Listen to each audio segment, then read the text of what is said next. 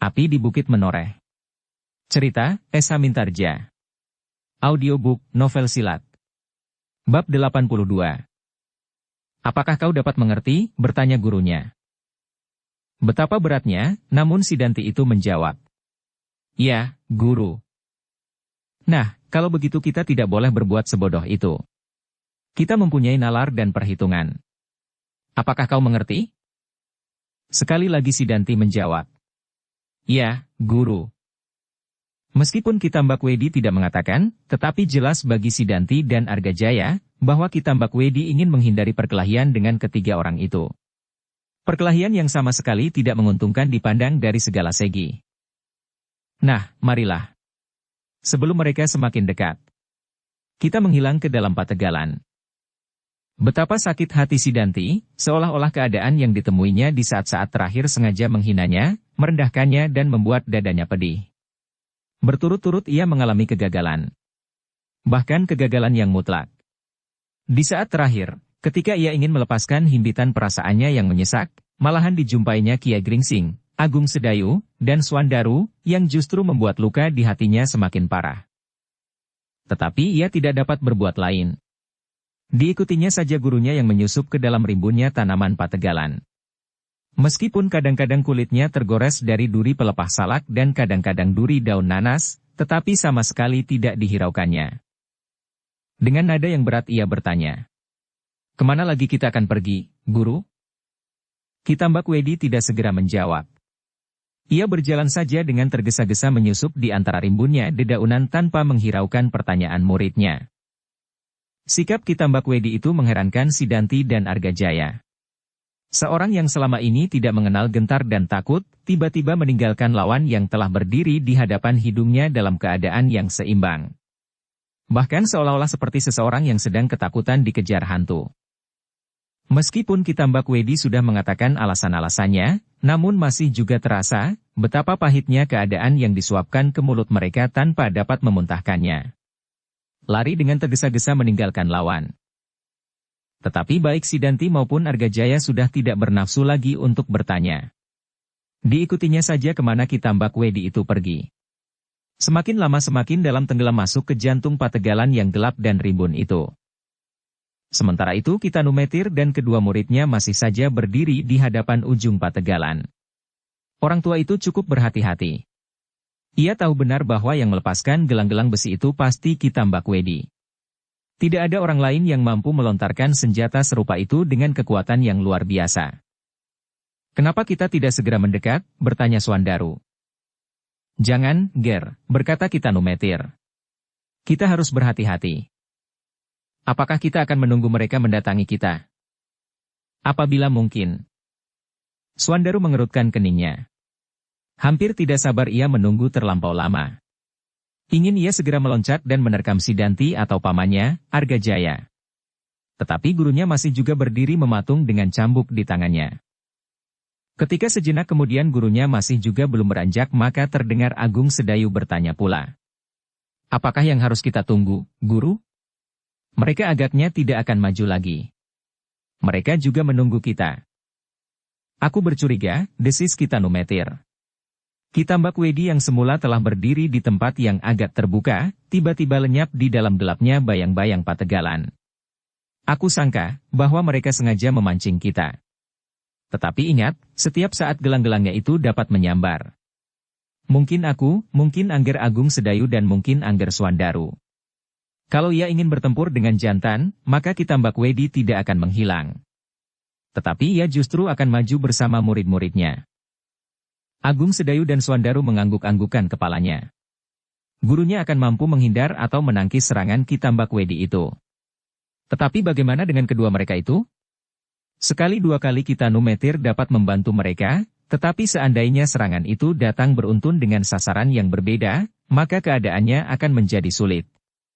Mungkin pada suatu saat, gurunya akan menjadi terlampau sibuk dan tidak berhasil menyelamatkan salah satu dari ketiga sasaran itu. Karena itu maka baik Agung Sedayu maupun Swandaru tidak bertanya lagi.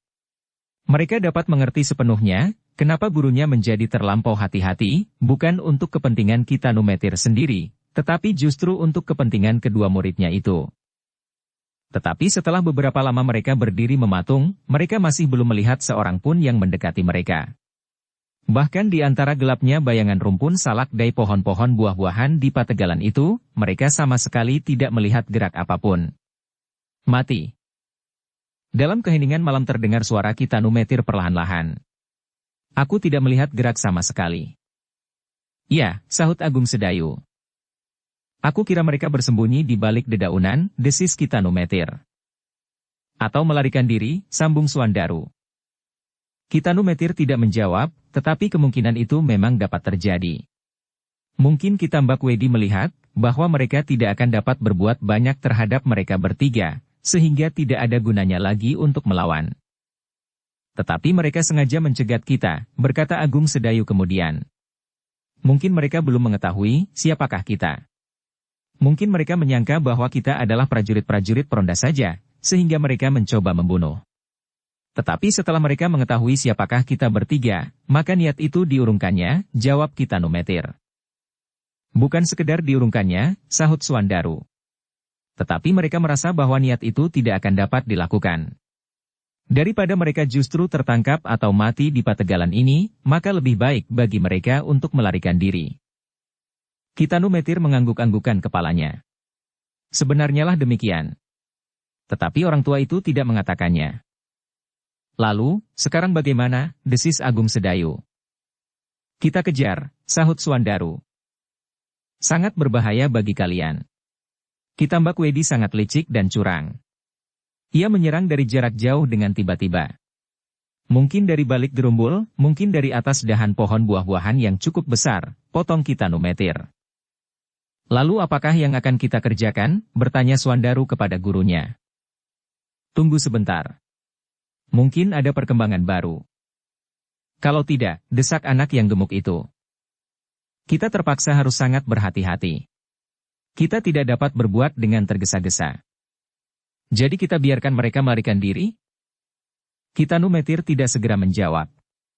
Ditatapnya pategalan yang berwarna kelam itu, seolah-olah ingin dilihatnya segenap isi yang ada di dalamnya.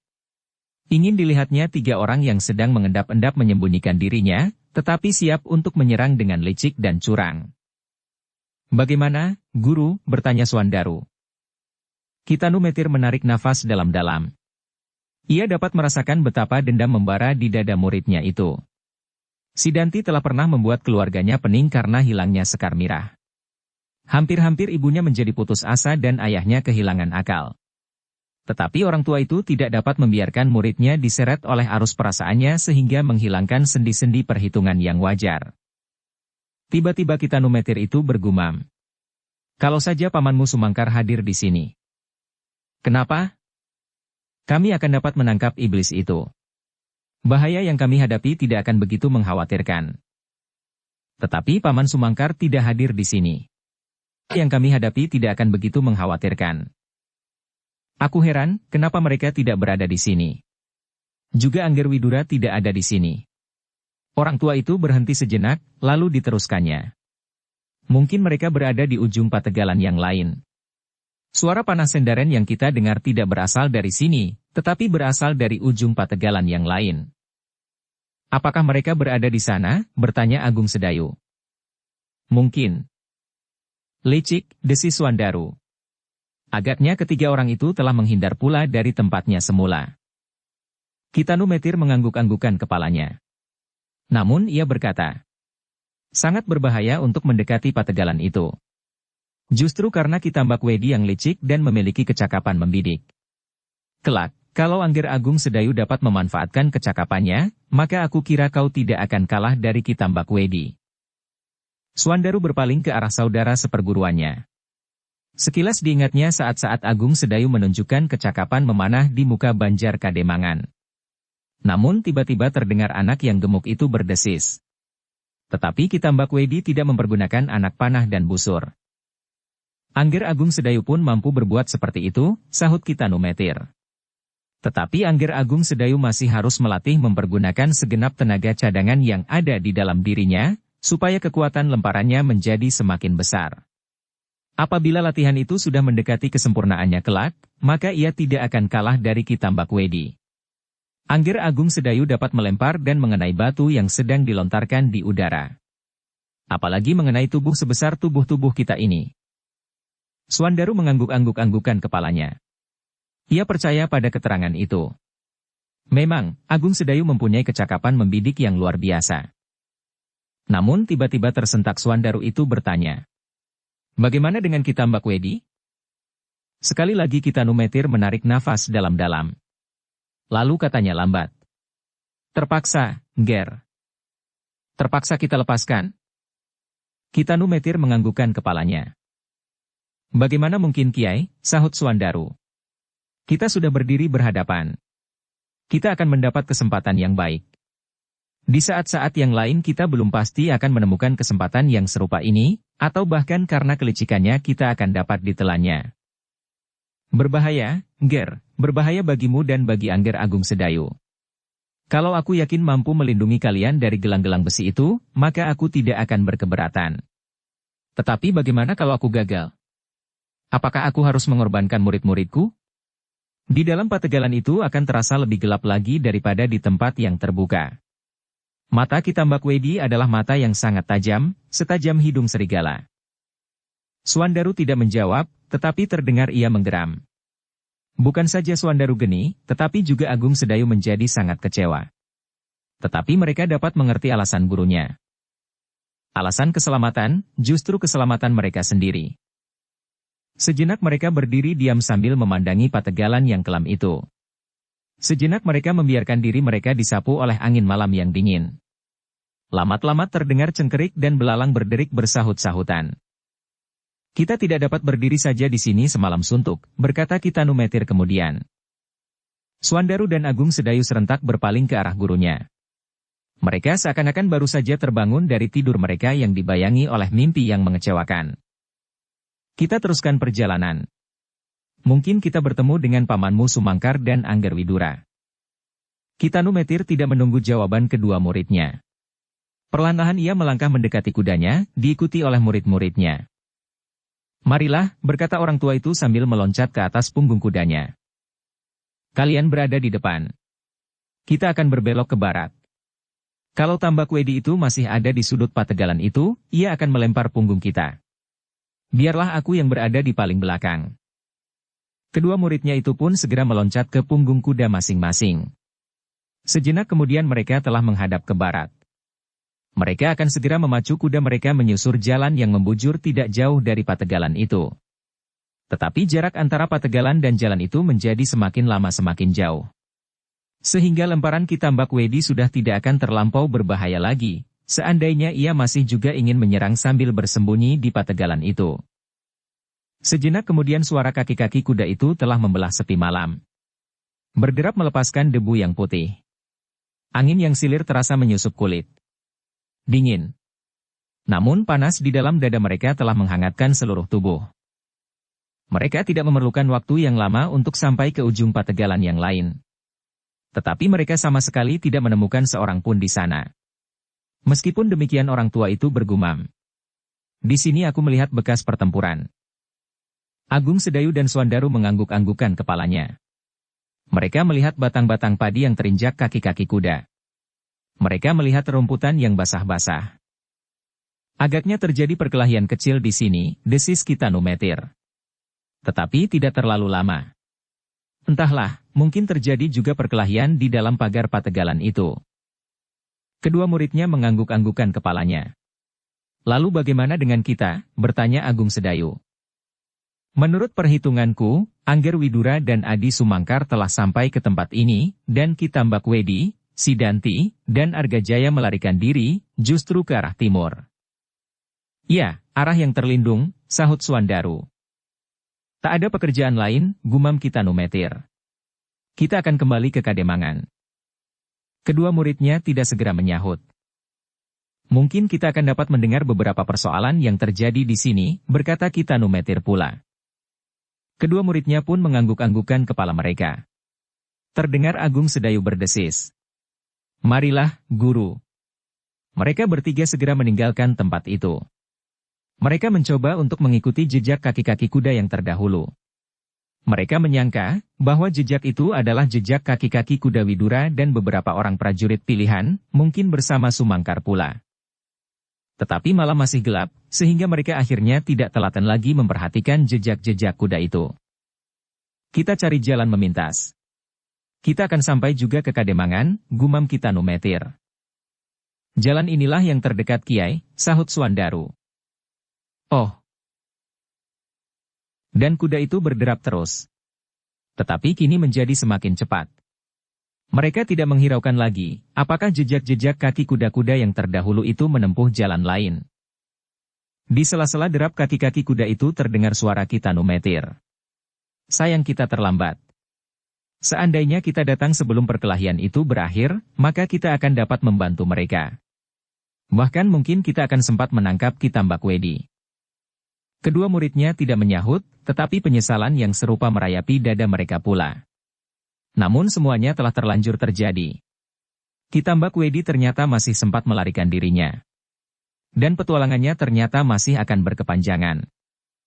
Sementara itu Ki Tambakwedi, Sidanti, dan Argajaya telah semakin dalam terbenam ke dalam pategalan yang rimbun itu.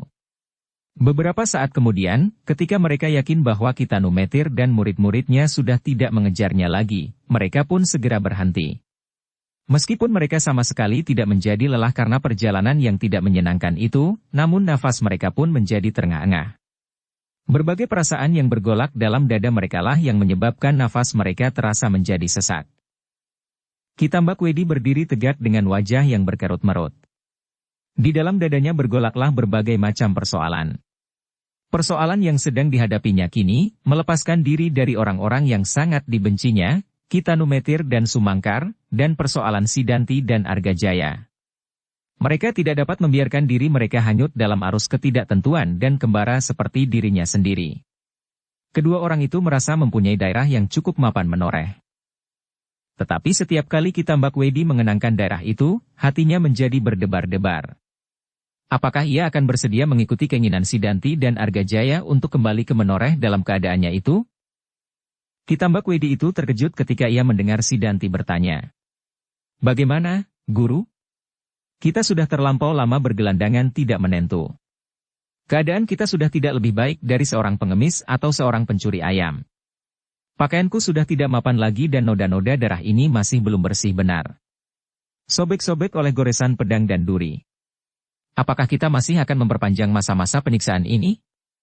Sedang aku masih mempunyai teman yang cukup baik untuk berlindung, bahkan untuk pancadan lebih lanjut. Ki Tambakwedi dapat mengerti perasaan muridnya. Ia adalah anak yang manja, yang telah terbiasa hidup dalam keadaan yang baik. Meskipun ada juga darah petualangan yang mengalir di dalam dirinya, namun selama ia masih merasa ada daerah yang lebih baik bagi dirinya, maka tidak dapat disalahkannya apabila ia ingin untuk kembali. Tetapi bukan saja karena itu, bukan saja karena Sidanti tidak tahan lagi mengalami keadaannya kini. Namun lebih daripada itu ia merasa bahwa ia akan mampu menyusun kekuatan untuk menebus segala kekalahan yang pernah dideritanya. Kekalahan yang paling pahit dalam umurnya yang masih cukup muda itu. Ia telah kehilangan segalanya yang dicita-citakannya. Kedudukan dan seorang gadis, Sekar Mirah.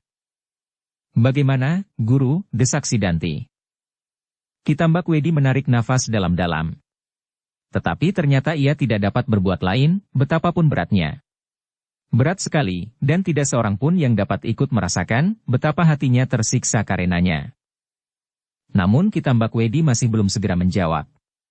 Dicobanya untuk menenangkan hatinya yang sedang bergelora. Gelora yang seolah-olah menghantam dinding-dinding jantungnya dari segala arah. Kekalahan yang dideritanya, dan bukit menoreh yang mendebarkan. Apakah ada pilihan lain yang lebih baik, Guru? Bertanya Sidanti hampir tidak sabar. Ki Tambakwedi menggelengkan kepalanya. Desisnya. Tidak Sidanti. Aku tidak mempunyai pilihan lain. Padepokanku sendiri telah hancur menjadi debu. Aku sudah tidak mempunyai landasan lain yang dapat aku pergunakan untuk memulai setiap usaha yang akan dapat bermanfaat bagimu. Kalau demikian, maka tidak akan ada jalan lain kecuali kembali ke menoreh, potong Argajaya. Dengan ragu-ragu Ki Tambakwedi menganggukkan kepalanya. Tidak ada jalan lain. Tetapi, Guru masih ragu-ragu, berkata Sidanti. Memang tidak ada jalan lain, gumam Ki Tambak Wedi seolah-olah kepada diri sendiri. Betapa sulitnya jalan itu, tetapi harus aku tempuh. Mudah-mudahan semuanya dapat berjalan dengan baik tanpa ada hambatan. Sidanti dan Argajaya menjadi heran. Mereka merasakan sesuatu yang tidak wajar pada Ki Tambak Wedi. Tetapi mereka akhirnya mengambil kesimpulan bahwa Ki Tambak Wedi sedang menyesali kegagalannya. Ia merasa bersalah terhadap Ki Argapati, kepala tanah perdikan menoreh, bahwa ia tidak berhasil dengan Sidanti sesuai dengan keinginannya. Guru tidak usah merisaukan aku, berkata Sidanti kemudian. Ayah harus tahu apa yang terjadi. Ayah tidak akan dapat berbuat lain. Aku adalah satu-satunya putra laki-laki. Dan aku adalah seorang yang kelak akan mengganti kedudukannya. Tiba-tiba Ki Tambak Wedi berpaling, seakan-akan disembunyikannya wajahnya di dalam kegelapan. Terdengar sebuah keluhan yang panjang meluncur dari hidung orang tua itu. Aku menjadi saksi, berkata Argajaya. Aku dapat menjelaskan apa yang terjadi.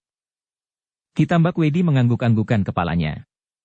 Tetapi kini ia tidak lagi berdiri menghadap kepada Sidanti dan Argajaya. Pandangan matanya seakan-akan dilemparkannya jauh-jauh ke dalam kelamnya malam. Kegagalan ini tidak akan dapat aku lupakan, keluh orang tua itu. Dan tiba-tiba seperti orang yang menyesal sekali ia bergumam. Perempuan keparat itu adalah sumber dari kehancuran kita Sidanti. Apakah kata ayahmu tentang kelakuanmu itu nanti? Tentang usahamu melarikan seorang gadis?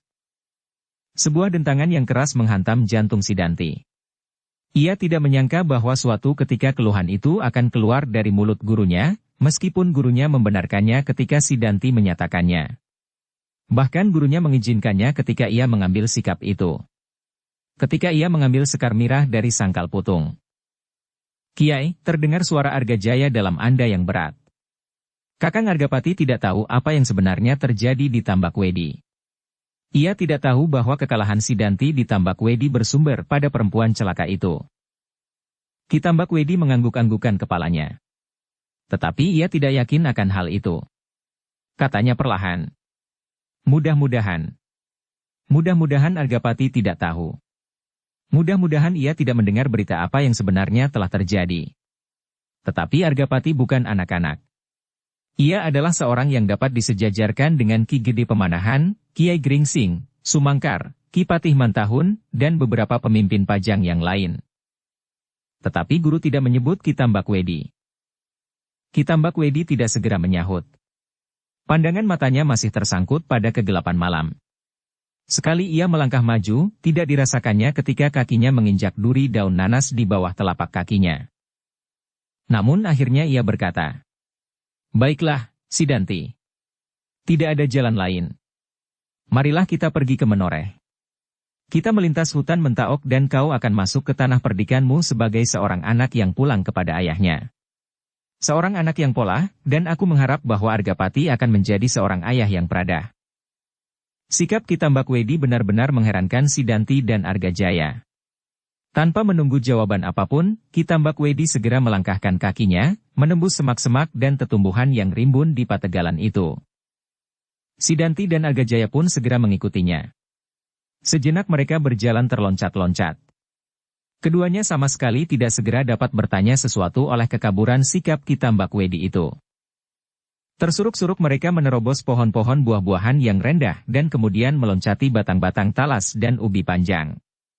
Disasaknya batang-batang nyidra dan garul sehingga berserakan terinjak oleh kaki-kaki mereka. Mereka sama sekali tidak berusaha untuk menyembunyikan jejak-jejak mereka.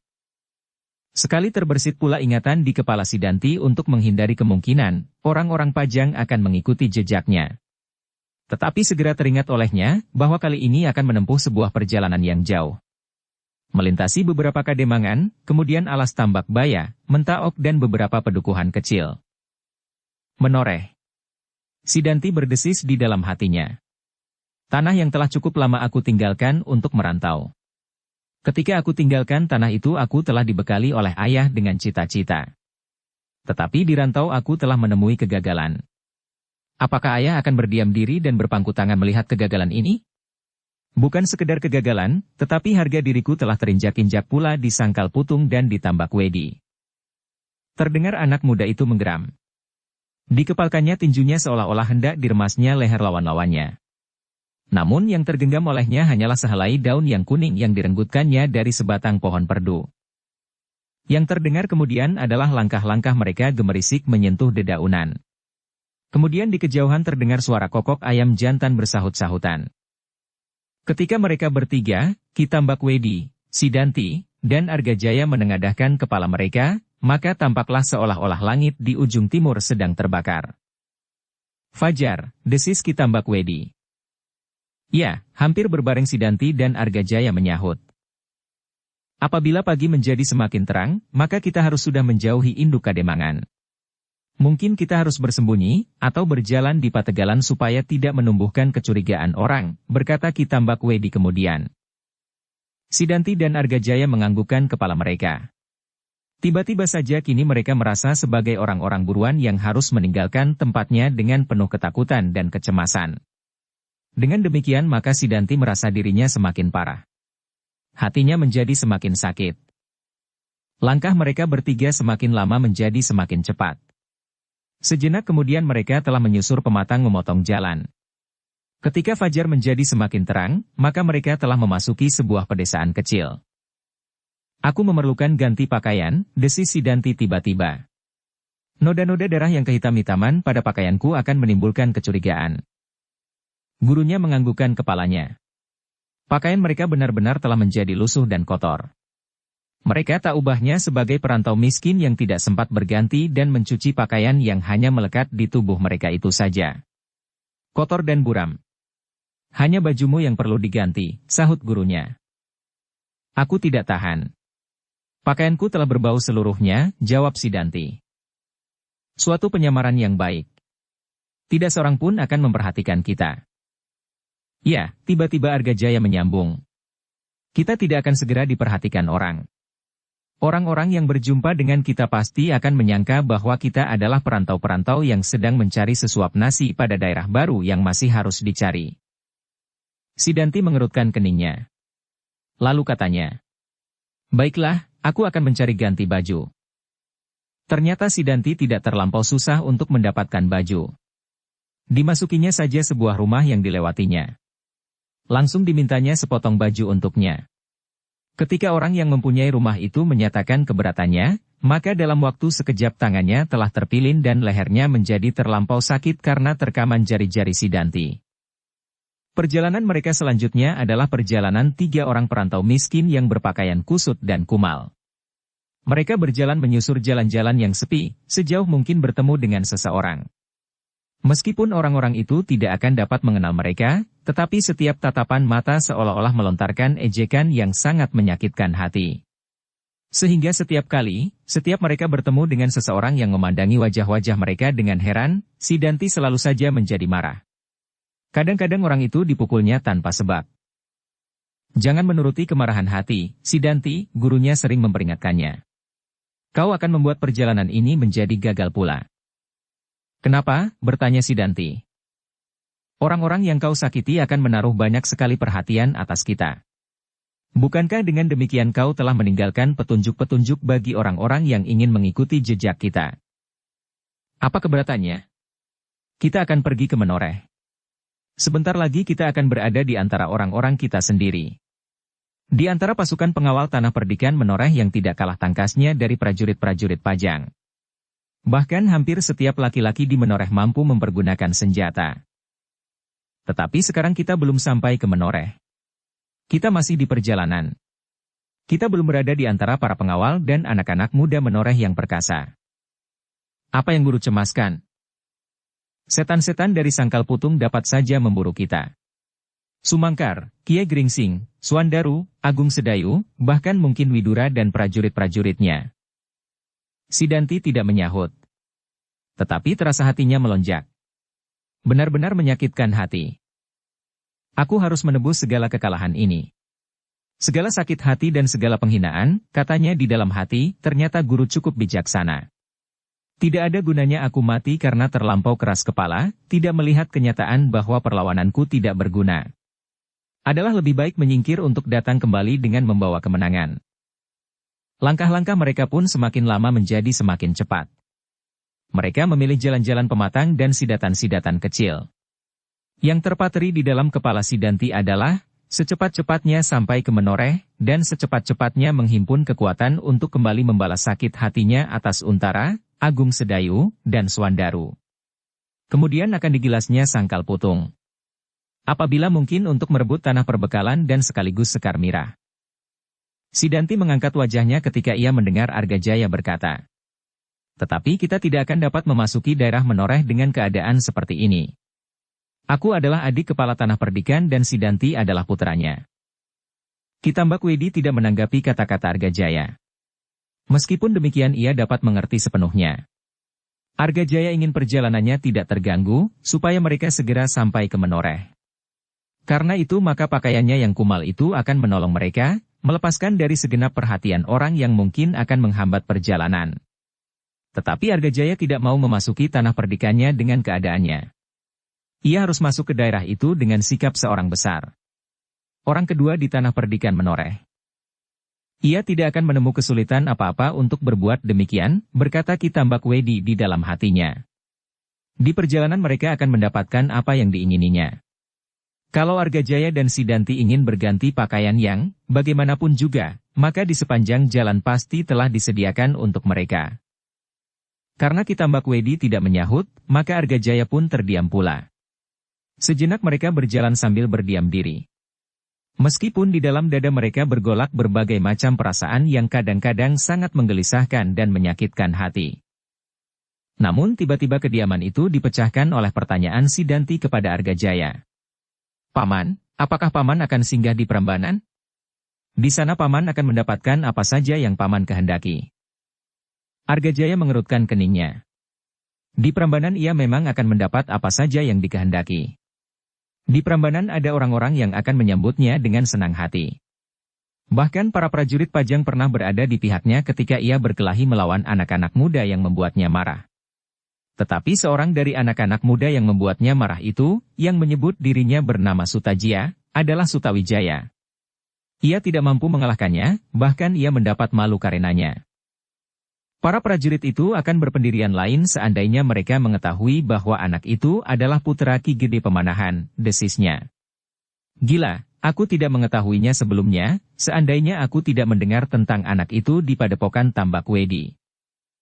"Bagaimana, Paman?" bertanya Sidanti. Argajaya menggelengkan kepalanya. "Tidak. Dalam keadaanku ini, aku tidak akan singgah di Prambanan." "Kenapa?" bertanya Sidanti pula. Argajaya tidak segera menjawab. Dan Sidantilah yang menyambung kata-katanya. "Paman akan banyak mendapat kesempatan. Aku kira anak-anak gila itu sudah tidak berada di Prambanan lagi. Bukankah mereka berada di Sangkal Putung bersama gurunya? Aku tidak memerlukan Prambanan lagi. Paman akan mendapatkan apa saja. Kalau Paman ingin pakaian maka di Prambanan ada pakaian yang paling baik yang kita kehendaki. Kalau Paman ingin melepaskan kejengkelan hati, di Prambanan Paman akan mendapat sasaran. Bahkan aku pun ingin memutar batang-batang leher sebagian dari anak-anak muda Prambanan yang sombong seperti yang Paman katakan." Argajaya tidak menjawab. Tetapi yang terdengar adalah suara Ki Tambak Wedi. "Kau masih juga ingin membuat persoalan dengan orang-orang yang sama sekali tidak bersangkut paut dengan kegagalanmu Sidanti. Dengan demikian kau akan mempersempit kemungkinan bagi dirimu sendiri. Kalau kesan terhadapmu baik, maka kau akan banyak mendapat bantuan dari orang-orang Prambanan apabila kau perlukan. Tetapi kalau kesan terhadap dirimu jelek, maka Prambanan akan menjadi musuh yang kuat bagimu. Prambanan akan segera berdiri berhadapan dengan Menoreh. Meskipun kekuatan Menoreh berlipat dibandingkan dengan Kademangan Prambanan, tetapi apabila Prambanan kelak berdiri berseberangan dengan Menoreh, maka Kademangan itu akan merupakan gangguan yang besar. Tetapi kalau secara perlahan-lahan Kademangan itu dapat kau pengaruhi, maka kedudukan Untara segera akan goyah." Sidanti tidak menjawab. Ia dapat mengerti keterangan gurunya. Meskipun demikian masih juga tumbuh di dalam dirinya, keinginan untuk melepaskan sakit hatinya. Kepada siapapun dan kepada apapun. Namun dengan sekuat tenaga ditahankannya. Disimpannya sakit hatinya itu untuk kelak ditumpahkannya kepada Untara, Agung Sedayu, Swandaru, Widura, dan Demang Sangkal Putung. Sekali lagi mereka tenggelam dalam kebisuan. Langkah-langkah mereka sajalah yang terdengar gemerisik menyentuh daun-daun kering yang bertebaran di jalan sempit yang mereka lalui. Sekali dua kali mereka bertemu juga dengan orang-orang yang memanggul cangkul di bahunya. Tetapi orang-orang itu sama sekali tidak memperhatikannya. Perjalanan yang akan mereka tempuh bukanlah perjalanan untuk sehari itu saja. Tetapi mungkin 4 hari atau sepekan. Mereka harus menembus berbagai macam hutan. Hutan-hutan yang tidak begitu lebat sampai hutan bebondotan. Hutan yang paling liar. Besok mereka akan mulai menyeberangi alas Tambak Baya, kemudian yang lebih lebat lagi adalah pusat alas Mentaok. Sementara itu di Kademangan Sangkal Putung, beberapa orang sedang berbincang di Kademangan. Widura, Ki Demang Sangkal Putung, Sumangkar, Kiai Gringsing, Agung Sedayu, dan Swandaru dan beberapa orang pemimpin yang lain. Berbagai kemungkinan telah mereka bicarakan. Mereka telah mendengar pengalaman masing-masing semalam. Dengan bahan itulah maka mereka mencoba mengurai keadaan. Apakah mereka kira-kira masih akan berkeliaran di sekitar Sangkal Putung ini? Bertanya Ki Demang. Widura mengerutkan keningnya. Dengan nada dalam ia berkata, "Bukankah Ki Tambak Wedi telah bertemu dengan Ki Sumangkar dan Kiai Gringsing semalam meskipun tidak dalam waktu yang bersamaan?" "Ya," jawab Sumangkar dan Kiai Gringsing hampir berbareng. "Keadaanku ini, aku tidak akan singgah di Prambanan." Dengan demikian, maka pandangan Ki Tambak Wedi atas Sangkal Putung akan segera berubah. Sangkal Putung bukan lagi sasaran yang terlampau lunak bagi mereka. Tidak lagi sebagai kandang domba bagi 3 ekor serigala yang paling buas.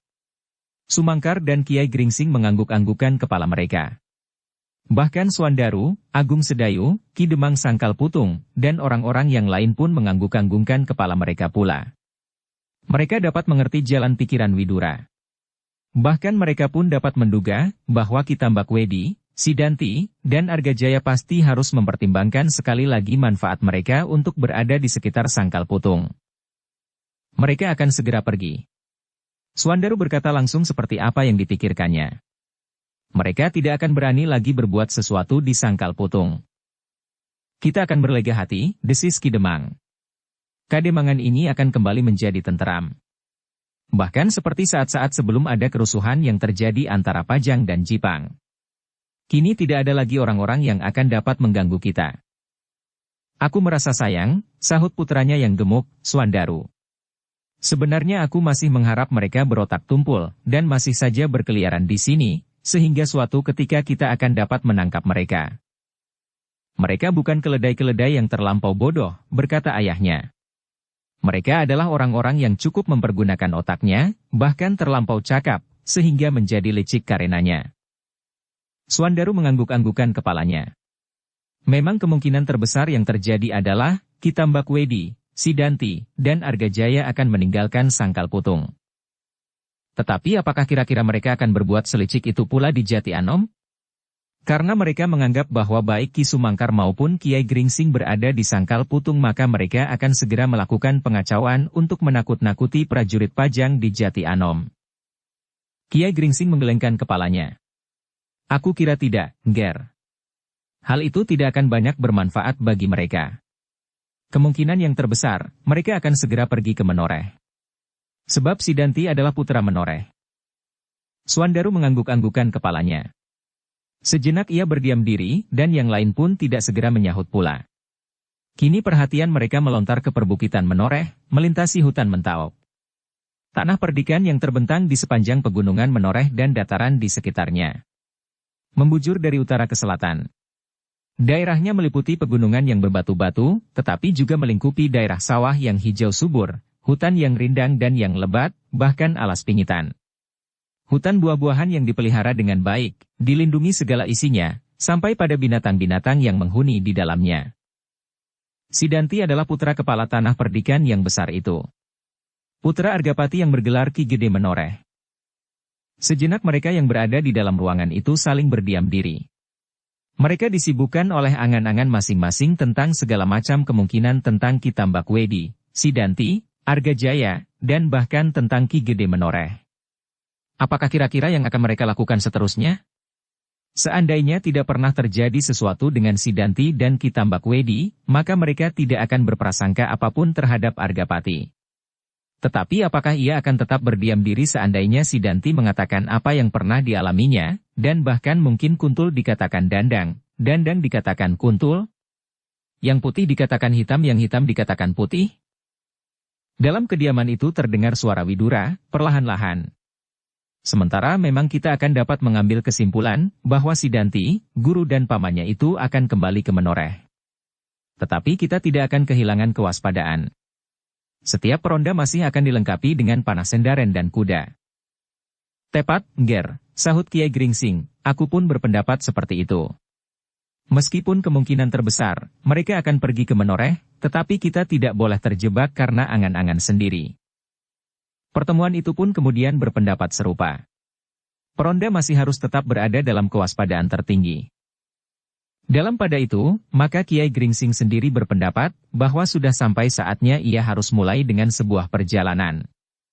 Namun ia masih harus menunggu perkembangan keadaan.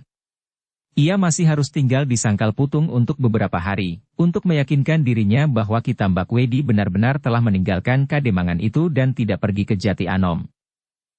Demikianlah setelah pertemuan itu Sangkal Putung sama sekali tidak mengurangi kesiagaannya. Setiap hari masih saja dapat dilihat peronda-peronda berkuda dalam jumlah yang cukup untuk menanggapi keadaan seandainya mereka bertemu dengan Ki Tambak Wedi. Mereka masih juga selalu berada di atas punggung kuda dengan bekal panah-panah sendaren. Setiap saat mereka akan mengirimkan isyarat apabila diperlukan. Tetapi di hari-hari berikutnya mereka tidak pernah menjumpai lagi orang yang selama ini selalu menghantui Kademangan Sangkal Putung. Sehingga lambat laun, mereka semakin meyakini bahwa Ki Tambak Wedi telah pergi meninggalkan Kademangan itu. Meskipun demikian, betapapun Suandaru dan Agung Sedayu kadang-kadang diganggu oleh kegelisahan tentang padesan di sepanjang jalan yang akan dilalui oleh Ki Tambak Wedi, terutama Prambanan, namun Ki Tanu Metir masih merasa perlu untuk beberapa lama menunggu. Ternyata Ki Tanu Metir tidak saja sekedar meyakinkan dirinya bahwa Ki Tambak Wedi telah tidak ada di Sangkal Putung, tetapi yang lebih penting baginya adalah membentuk Agung Sedayu dan Suandaru, sehingga kedua anak-anak muda itu benar-benar mencerminkan perguruannya. Perlahan-lahan Kiai Gringsing mencoba untuk membiasakan kedua anak-anak muda itu mempergunakan senjata sejenis senjatanya. Tetapi Ki Tanu Metir tidak ingin melepas pedang-pedang itu dari lambung murid-muridnya. Bahkan Kiai Gringsing ingin murid-muridnya dapat mempergunakan senjata-senjata itu berpasangan. Itulah sebabnya maka setiap malam Suandaru dan Agung Sedayu pasti berada di sekitar Gunung Gowok bersama gurunya, Ki Tanu Metir. Bahkan sekali-sekali bersama Sumangkar dan Widura. Mereka ingin juga menyaksikan kemajuan kedua anak-anak muda itu. Ingin melihat keduanya tidak saja memutar pedangnya, tetapi sekali-sekali meletingkan cambuk yang berpangkal pendek tetapi berjuntai cukup panjang, dan sekali-sekali mereka bersenjatakan sebuah cemeti yang lentur. Sebagai seorang paman Widura berbangga melihat kemajuan Agung Sedayu. Kadang-kadang ia menahan tertawanya seorang diri ketika ia tanpa sesadarnya mengenangkan masa-masa Agung Sedayu untuk pertama kalinya datang ke Kademangan ini. Kedatangannya benar-benar telah mengejutkannya. Bagaimana mungkin Agung Sedayu seorang diri berani menempuh perjalanan di malam hari dari Jati Anom sampai ke Sangkal Putung? Namun di hari-hari kemudian, dikenalnya Agung Sedayu itu seperti pada kanak-anaknya. Penakut yang tidak tanggung-tanggung. Ia takut terhadap apa saja. Terhadap seseorang, terhadap peristiwa-peristiwa yang dianggapnya terlampau keras dan terhadap gelap malam. Semuanya itu membuatnya menjadi seorang anak muda yang lain dari anak-anak muda sebayanya. Anak itu hampir membeku dibentak-bentak oleh si Danti, desis Widura di dalam hatinya. Tetapi Widura tidak pula dapat menyembunyikan kekagumannya atas kemanakannya itu. Meskipun ia tidak berani berbuat sesuatu, meskipun ia tidak mampu untuk berbuat banyak, namun ia dapat juga mempelajari ilmu tata bela diri. Ternyata otaknya cukup cerdas dan cukup memiliki kemampuan untuk menerimanya. Bahkan yang tidak disangka-sangkanya, Agung Sedayu mampu menyusun unsur-unsur tata bela diri di atas rontal. Akhirnya dinding yang mengungkungnya itu mampu dipecahkannya. Seperti telur yang sedang menetas, maka meledaklah dinding yang selama ini mengurungnya di dalam suasana ketakutan. Seperti anak ayam yang merangkak keluar dari pecahan telurnya, Agung Sedayu melihat keadaan di sekitarnya dalam penilaian yang wajar. Sehingga akhirnya Agung Sedayu itu seakan-akan dilahirkan kembali. Lahirlah seorang Agung Sedayu yang sekarang ini. Widura menarik nafas panjang. Ia terkejut ketika ia mendengar cambuk yang meledak berturut-turut beberapa kali. Ketika ia mengangkat wajahnya, dilihatnya Agung Sedayu bersama Swandaru sedang berlatih melawan gurunya. Widura mengangguk-anggukan kepalanya melihat kemanakannya mampu meloncat secepat burung sikatan, tetapi ia kagum juga melihat tenaga Swandaru sekuat tenaga seekor gajah. Kedua anak-anak muda itu kini tidak saja bersenjata pedang, tetapi mereka menggenggam cambuk pula, justru di tangan kanan dan pedang-pedang mereka di tangan kiri. Pasangan kedua senjata itu ternyata cukup menggetarkan. Sekali-sekali terdengar cambuk itu meledak, namun sesaat kemudian maka pedang-pedang mereka telah terjulur lurus langsung mengarah ke dada lawan. Hem. Widura menarik nafas dalam-dalam. Katanya di dalam hatinya. Aku sudah tidak akan dapat menyamai anak-anak itu. Agung Sedayu dan Swandaru memiliki kekhususannya masing-masing. Agung Sedayu menempatkan kekuatan geraknya pada kelincahan dan ketangkasannya, sedang Swandaru mempercayakan kepada tenaganya yang bukan man besarnya. Namun demikian Swandaru yang gemuk itu mampu juga bergerak cepat, meskipun memiliki beberapa perbedaan yang khusus dengan kecepatan gerak Agung Sedayu. Namun dalam pengamatan Widura, meskipun mereka berguru kepada seorang guru, tetapi terpengaruh oleh bekal, darah yang mengalir di dalam tubuh mereka, ternyata Agung Sedayu masih mempunyai beberapa kelebihan dari saudara muda seperguruannya. Meskipun agaknya Kiai Gringsing tidak membedakan keduanya, tetapi perkembangan mereka sendiri serta bekal yang mereka bawa sejak mereka berguru kepada orang tua itulah yang telah menentukan. Demikianlah yang terjadi beberapa hari kemudian. Ketekunan Swandaru dan Agung Sedayu ternyata telah banyak bermanfaat bagi mereka. Hari-hari yang pendek itu telah mereka pergunakan sebaik-baiknya. Baik oleh Swandaru dan Agung Sedayu sendiri, maupun oleh gurunya. Beberapa unsur baru dan bahkan yang masih dalam penyusunan telah dicobakannya pula. Karena di hari-hari itu tidak ada kerja yang lain daripada memperdalam ilmunya, maka di saat-saat yang pendek itu, mereka telah mendapatkan beberapa kemajuan yang dapat memberi kebanggaan kepada mereka. Menambah ketabahan hati seandainya mereka bertemu dengan bahaya di sepanjang jalan. Kitanu Metir pun merasa bahwa kini sudah sampai saatnya kedua muridnya itu dibawanya untuk mengenal perjalanan. Tidak seperti anak-anak nakal yang berjalan sekehendak hati dan berbuat tanpa kendali, tetapi perjalanan itu akan diawasinya sendiri. Kita sudah cukup lama meyakinkan diri kita, bahwa agaknya Ki Tambak Wedi telah benar-benar tidak berada di sekitar daerah ini, Nger, berkata Kitanu Metir kepada kedua muridnya. Karena itu, maka aku kira, kita sudah sampai waktunya untuk mencoba sebuah perjalanan. Perjalanan yang akan banyak memberikan pengalaman bagi kalian. Hati kedua muridnya itu tiba-tiba melonjak. Saat-saat itulah yang mereka tunggu. Sebuah perjalanan. Bukan sekedar sebuah perjalanan, tetapi mereka ingin juga mengikuti jejak perjalanan Ki Tambak Wedi. Mereka ingin tahu apakah yang sudah dilakukannya di sepanjang jalan dari Sangkal Putung sampai ke Bukit Menoreh. Kita akan berjalan ke barat, berkata Kitanu Metir. Melintasi hutan Tambak Baja dan Mentaok yang lebat dan berbahaya. Tetapi yang lebih berbahaya lagi adalah justru apabila kita telah lepas dari hutan-hutan itu dan menginjakan kaki kita di tanah perdikan Menoreh. Agung Sedayu dan Swandaru mengangguk-anggukan kepalanya. Mereka menyadari sepenuhnya apa yang dikatakan gurunya. Betapa besar bahaya yang akan mereka hadapi di hutan Mentaok, namun menurut penilaian mereka maka bahaya itu akan dapat mereka atasi. Seandainya di hutan itu masih juga ada penyamun-penyamun karena Daruka tidak menepati janjinya, maka penyamun-penyamun itu pun menurut perhitungan lahiriah, pasti akan dapat dilawannya. Seandainya mereka bertemu dengan binatang-binatang buas pun, maka mereka tidak perlu menjadi gentar. Tetapi apabila mereka kemudian keluar dari hutan yang lebat itu dan kemudian menginjakkan kaki-kaki mereka di telatah Menoreh, maka yang dihadapinya adalah Ki Tambak Wedi, Sidanti, dan Argajaya. Bahkan kemungkinan mereka akan berhadapan juga dengan Argapati yang bergelar Ki Gede Menoreh. Lalu bagaimanakah dengan pasukan-pasukan mereka, pengawal tanah perdikan Menoreh yang perkasa? Bagaimanapun juga, tetapi dada anak-anak muda itu menjadi berdebar-debar juga. Tetapi Ki Tambak Wedi, Sidanti, dan Argajaya bertiga berani juga berada di sekitar Sangkal Putung, desis Agung Sedayu di dalam hatinya. Di Menoreh kita akan berbuat serupa dengan mereka di sini. Sudah tentu tidak dengan kelicikan-kelicikannya yang tidak berperi kemanusiaan. Kedua anak muda itu kemudian mendengar gurunya berkata, Kita tetapkan, kapankah kita berangkat? Terserahlah kepada Kiai, jawab Agung Sedayu. Kalian perlu menyiapkan diri. Apakah yang harus kami persiapkan? Bertanya Suandaru. Diri kalian sendiri. Kalian harus mengatur perasaan dan nalar. Mempersiapkan segala perhitungan yang mapan. Kalian harus dapat membayangkan apa saja yang kira-kira terjadi di perjalanan supaya kalian tidak kehilangan akal apabila tiba-tiba saja kalian menghadapi bahaya yang cukup besar. Aku sudah siap sejak lama, Guru, sahut Suandaru. Keadaanku ini, aku tidak akan singgah di Prambanan. Perjalanan ini bukan perjalanan tamasya, berkata gurunya. Tetapi sebuah perjalanan yang berbahaya. Kau menangkap rencana perjalanan ini dengan sudut pandangan yang menyebelah. Kau dilanda oleh kegirangan hati seorang anak muda. Kau mungkin terlalu bernafsu ingin melihat daerah-daerah yang selama ini belum kalian lihat. Kau mungkin terlalu bernafsu untuk membuat perhitungan dengan Ki Tambak Wedi. Tetapi kau tidak memperhitungkan bahaya seperti yang telah aku katakan.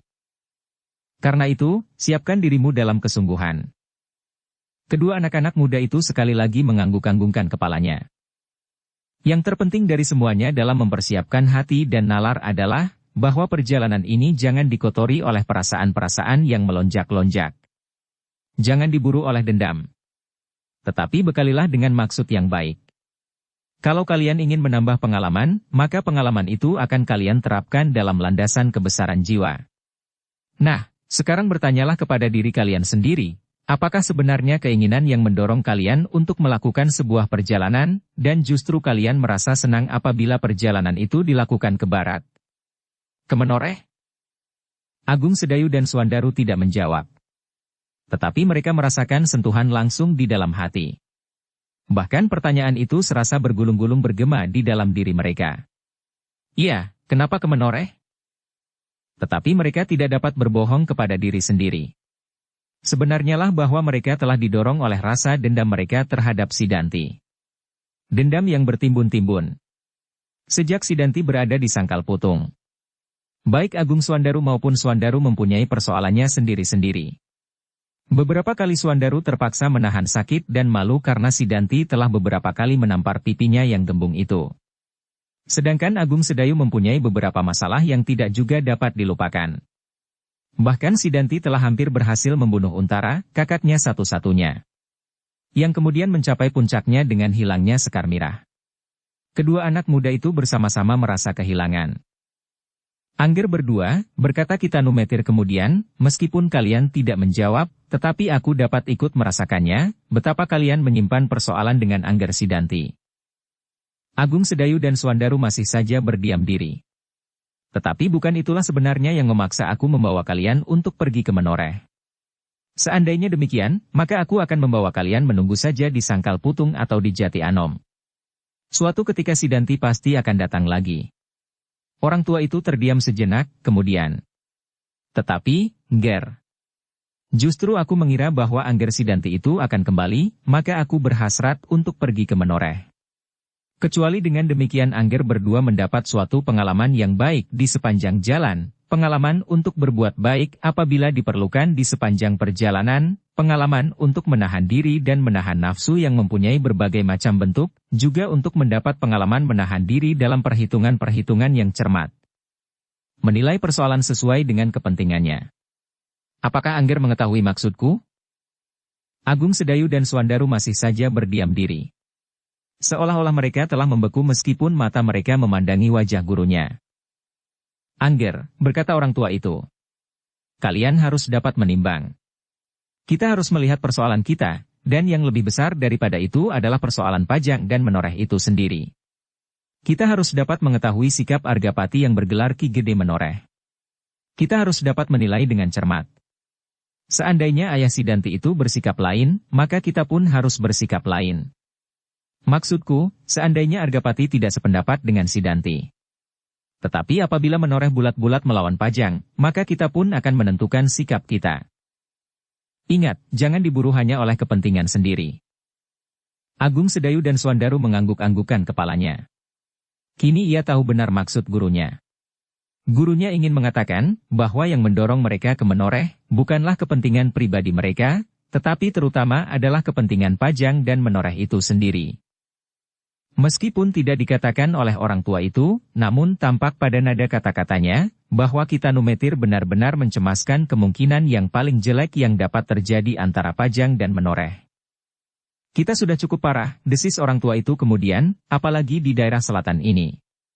Pertentangan antara Jipang dan Pajang yang berkepanjangan, orang-orang di antara mereka yang keras kepala tanpa mau melihat kenyataan, kemudian munculnya orang-orang yang memiliki nafsu pribadi yang berlebih-lebihan seperti Sidanti dan gurunya Ki Tambakwedi, telah banyak merampas tenaga, pikiran, dan bahkan nyawa. Apakah sekarang kita masih belum sampai saatnya untuk berbuat lain daripada berkelahi di antara kita? Seandainya Ki Gede Menoreh nanti benar-benar keblinger, menuruti nafsu putranya itu, maka kita harus berprihatin. Karena itu, Ngger, seandainya kita menjumpai Ki Argapati dalam kebimbangan, jangan mendorongnya untuk memilih jalan yang menyedihkan itu. Seandainya di dalam kebimbangannya, kalian bertindak menurut nafsu pribadi, untuk kepuasan sendiri, maka berarti kalian telah menjerumuskan Ki Argapati ke dalam bencana. Bahkan seluruh Pajang mungkin akan terkena sentuhannya. Agung Sedayu dan Swandaru mengangkat wajahnya. Tampaklah wajah itu menjadi berkerut-merut. Agaknya mereka tidak begitu jelas akan maksud kata-kata gurunya. Angger, sambung Kita Numetir.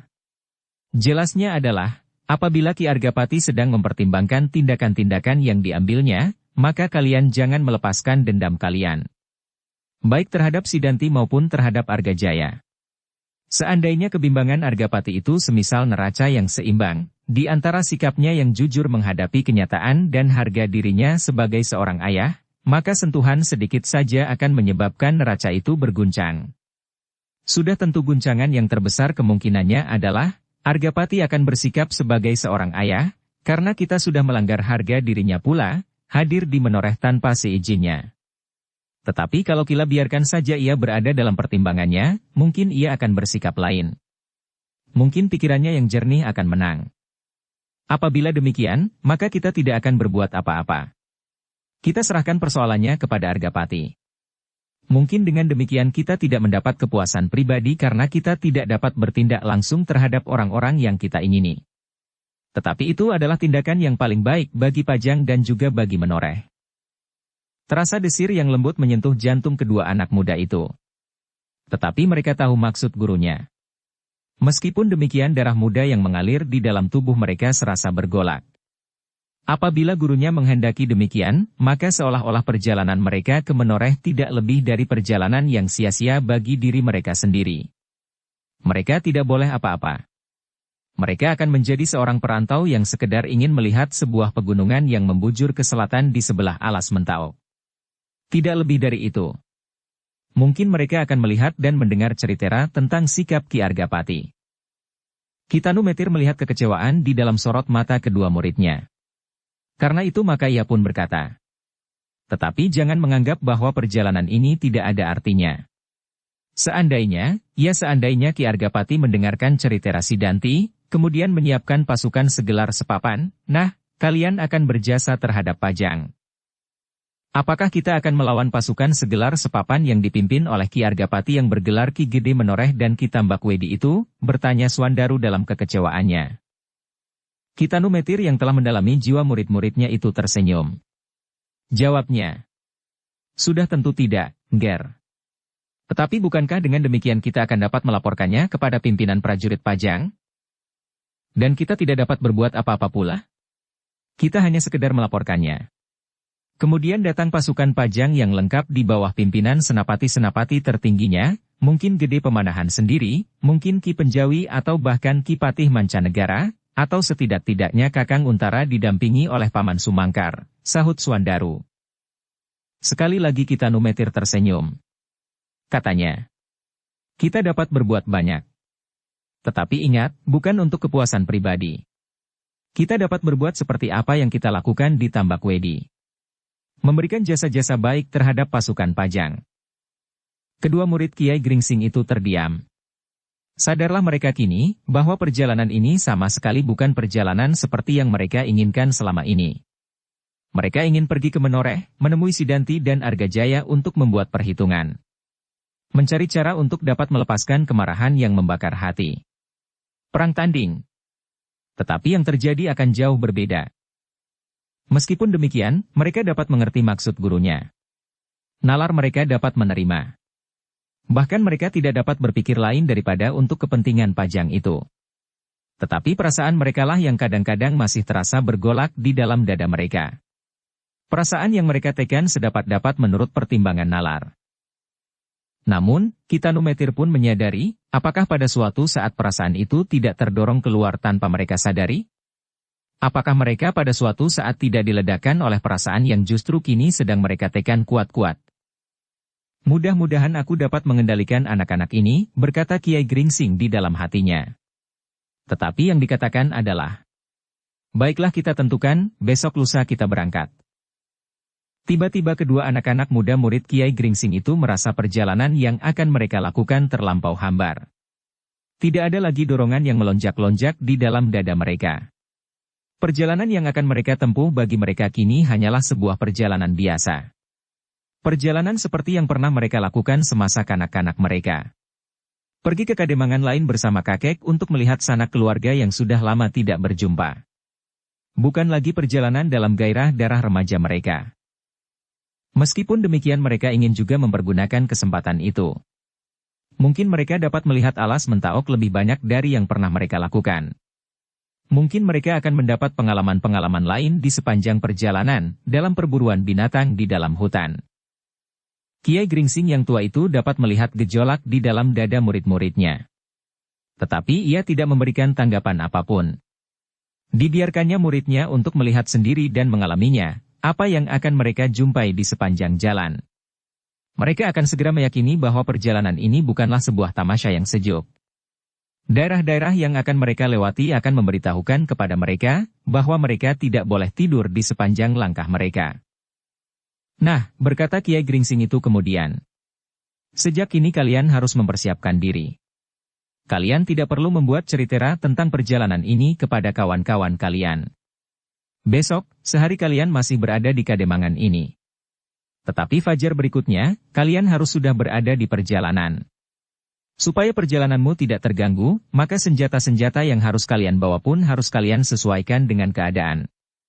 Kalian tidak perlu membawa pedang-pedang kalian yang panjang itu.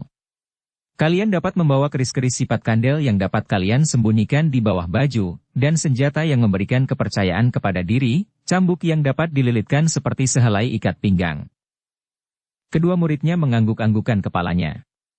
Agung Sedayu memang mempunyai sebilah keris peninggalan yang dibawanya dari Jati Anom dan Swandaru pun memilikinya pula dari ayahnya. Sekarang, kalian dapat mulai dengan persiapan-persiapan kalian, berkata gurunya pula. Kami sudah siap, guru, jawab Swandaru. Seandainya besok pun kami sudah siap pula untuk berangkat. Kalian masih harus mencuci pakaian. Selembar dua lembar kalian harus membawa ganti pakaian. Apakah itu perlu bagi seorang perantau? Bertanya Swandaru. Perlu, Ger. Seandainya kau kedinginan di jalan, maka kau akan mempunyai selimut. Seandainya tempatmu bermalam penuh dengan nyamuk, maka kau dapat menutup seluruh tubuhmu. Apalagi apabila pakaian yang kau pakai itu sobek, kau akan mempunyai ganti. Kita akan berhati-hati, Kiai. Aku kira aku tidak akan berjalan menerobos semak-semak duri. Memang, kita dapat berhati-hati. Tetapi bagaimanakah kalau baju kita itu sobek bukan karena duri, bukan karena ranting-ranting yang patah dan bukan pula karena umurnya yang tua? Lalu kenapa guru? Bertanya Agung Sedayu. Memang mungkin baju-baju kita sobek karena duri, ranting-ranting dan karena ketuaannya. Tetapi yang perlu kau sadari bahwa bajumu itu akan dapat sobek karena ujung pedang. Bahkan bukan saja bajumu, tetapi mungkin kulitmu. Kedua muridnya mengerutkan keningnya. Hampir bersamaan mereka bertanya. Pedang siapa? Bukankah kita hanya sekedar berjalan-jalan di telatah menoreh dan tidak berbuat apa-apa? Memang kita tidak berbuat apa-apa. Tetapi orang lain dapat berbuat apa-apa atas kita. Dan apakah kita hanya membiarkan saja apa yang terjadi itu? Oh, kedua muridnya menarik nafas dalam-dalam. Ya, demikianlah, gumam mereka di dalam hati. Memang hal-hal yang serupa itu akan dapat terjadi. Demikianlah maka mereka pun kemudian mempersiapkan diri mereka. Menyiapkan sepengadik pakaian yang akan mereka bawa dalam perjalanan. Mereka menyiapkan senjata-senjata khusus mereka menurut nasihat gurunya. Sebuah cambuk bertangkai pendek dan berjuntai panjang yang mereka buat dari janget berangkap 3 ganda. Sebagai senjata di dalam perkelahian yang sebenarnya, maka senjata itu dilengkapi dengan karah-karah baja. Tidak hanya di tangkainya, tetapi hampir di setiap cengkang, janget-janget itu terikat oleh kepingan baja yang tipis. Dalam keadaan yang memaksa, maka tangkai yang pendek bersalutkan kepingan baja itu akan mampu membentur senjata-senjata tajam. Dan dalam keadaan yang khusus pula, maka mereka akan dapat mempergunakan cambuk-cambuk itu tidak seperti yang lazim. Mereka dapat memegang senjata mereka pada ujung jangetnya, dan tangkai yang pendek itu akan menjadi sebuah penggada yang bertangkai panjang dan lemas.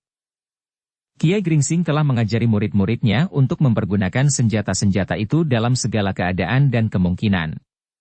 Bahkan mereka mampu mempergunakan dalam rangkapannya. Cambuk di tangan kanan dan keris-keris mereka di tangan kiri. Dengan senjata itu, maka semua macam senjata akan dapat mereka hadapi.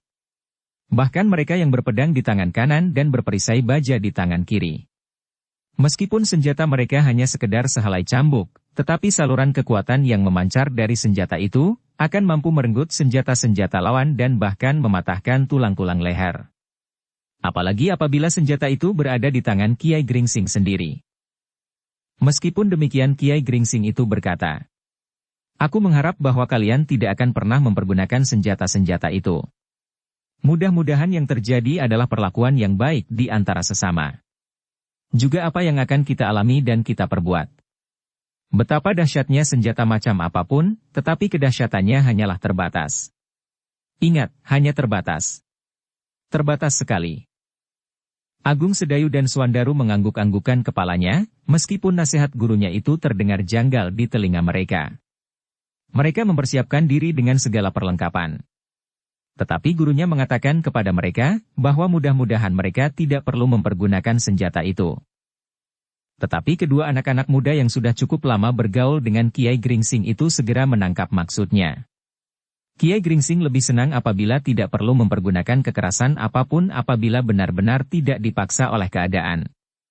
Sedikit banyak, sifat itu telah mempengaruhi kedua muridnya, meskipun kadang-kadang darah muda mereka masih juga melanda dinding jantung dengan dahsyatnya, sehingga nasihat-nasihat serupa itu sering mereka lupakan. Dan kini gurunya berkata pula kepada mereka tentang hal itu, bahkan gurunya menambahkannya, bahwa betapapun dahsyatnya sepucuk senjata, tetapi kedahsyatan itu hanyalah terbatas. Terbatas sekali. Ingatan kedua anak-anak muda itu langsung membubung tinggi kepada kekuatan yang maha besar. Kekuatan yang memancari dan menyumberi segala kekuatan, kekuatan yang berjalan di sepanjang jalan yang dikehendakinya. Meskipun setiap manusia selalu disertai oleh segala kekurangan dan kepicikannya, sehingga setiap langkahnya tidak akan ada yang sempurna di hadapan yang maha besar, tetapi adalah menjadi kewajiban manusia untuk berusaha mendekatkan diri kepada kebenaran. Kebenaran yang mutlak. Sedang penilaian tentang kebenaran yang mutlak itu tidak akan dapat diberikan oleh manusia. Kebenaran yang mutlak hanyalah berada pada Tuhan yang maha benar. Sehingga jalan manusia untuk mendekat kepada kebenaran adalah mendekat kepada Tuhannya. Mencoba sejauh-jauhnya melakukan segala petunjuknya yang didasari semata-mata atas kasih-Nya, menjauhkan manusia dari kesesatan. Apabila ingatan mereka telah menyentuh kepada sumbernya, maka baik Agung Sedayu dan Swandaru segera menjadi tenang. Meskipun sifat manusia adalah khilaf, tetapi lambaran kepercayaan yang kuat akan mengurangi sejauh-jauhnya kehilafan itu. Dengan demikian maka sikap dan pandangan mereka terhadap keadaan menjadi tenang pula. Mereka tidak diburu lagi oleh berbagai macam kebencian dan dendam. Demikianlah, maka Agung Sedayu dan Swandaru pun kemudian menyiapkan diri mereka. Namun kini bukan senjata merekalah yang utama, bukan lagi kebencian dan dendam yang mendorong mereka untuk pergi, tetapi terpercik hasrat yang cerah di dalam dada mereka. Bahwa mereka harus dapat berbuat sesuatu untuk kepentingan sesama. Inilah yang harus mereka lakukan. Meskipun demikian mereka pun tetap menyadari bahwa untuk itu, mungkin mereka harus menghentikan perbuatan-perbuatan yang bertentangan dengan tujuan mereka. Bahkan mungkin akan perlu dilakukan dengan kekerasan apabila terpaksa sekali. Tetapi kekerasan itu bukan tujuan. Kekerasan itu hanya sebagai alat. Karena itu, maka alat itu, kekerasan, tidak boleh bertentangan dengan tujuannya. Adalah tidak wajar, seandainya untuk kepentingan kemanusiaan, maka dilakukan tindakan-tindakan di luar perikemanusiaan. Untuk menghentikan tindak yang melanggar hukum kemanusiaan telah dilakukan tindak kekerasan yang serupa.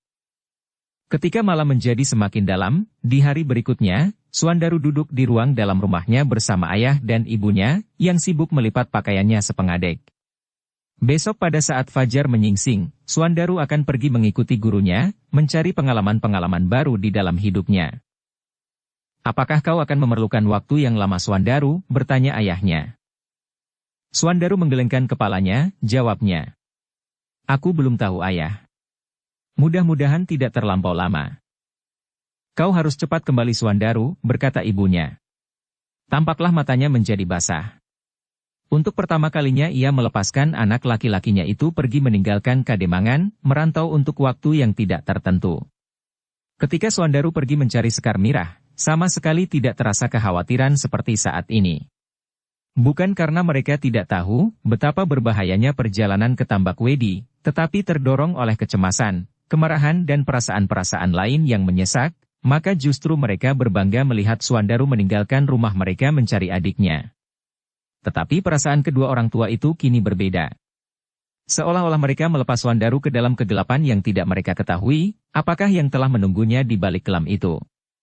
Kini tidak ada lagi dorongan apapun di dalam diri kedua orang tua itu, untuk melepaskan Suandaru pergi. Karena itu, maka terasa betapa berat hati mereka. Segalanya akan sangat tergantung kepada guru, sahut Suandaru. Kedua orang tua itu mengangguk-anggukan kepalanya. Ya, semuanya sangat tergantung kepada gurumu. Aku pun telah mengatakan kepada gurumu, perjalananmu yang pertama ini seharusnya tidak akan menjadi terlampau berat bagimu dan Angger Agung Sedayu. Mudah-mudahan ayah. Kau harus hati-hati di sepanjang jalan Suandaru.